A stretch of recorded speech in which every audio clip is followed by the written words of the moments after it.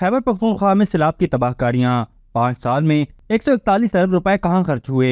नाज़रीन, खैबर पख्तूनख्वा में तहरीक इंसाफ के गुज़िश्ता 5 साल दौर इक़्तिदार में कुदरती आफात से किसी हद तक बचाव और बहाली के इदारे पर 141 अरब 48 करोड़ रुपए खर्च करने के बावजूद सूबे के हसास ज़रा को महफूज न बनाया जा सका। Director general provincial disaster management authority Mohammad Qaiser Khan ने डिप्टी कमिश्नर अकाउंट में रिलीफ फंड के पड़े अरबों रुपए पर भी शदीद तहफ़्फ़ुज़ात का इजहार किया।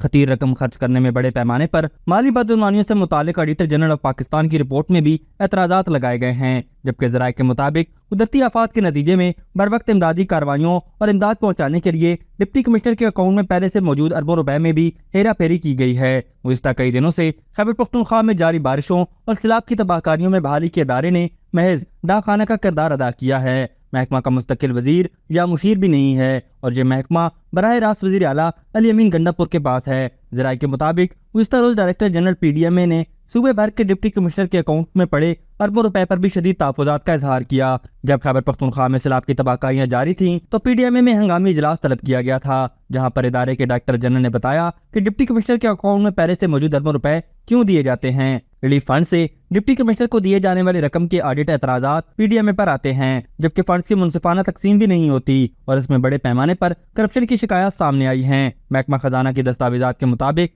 साल 2018-2019 के दौरान provincial disaster management authority PDMA और महकमा बहाली और आबादकारी ने 5 अरब 21 करोड़ 70 लाख रुपए खर्च किए। 2019 से 2022 में महकमे का बजट 18 अरब 25 करोड़ 20 लाख रुपए तक पहुंच गया। 2020 और 21 के दौरान बजट में खतीर इजाफा होते हुए 49 अरब 12 करोड़ रुपए तक पहुंच गया। दस्तावेजात के मुताबिक साल 2021 और 2022 के दौरान महकमे ने 42 अरब 96 करोड़ 10 लाख रुपए खर्च किए और साल 2022 और 23 के दौरान महकमे का बजट 25 अरब 93 करोड़ 60 लाख रुपए रहा।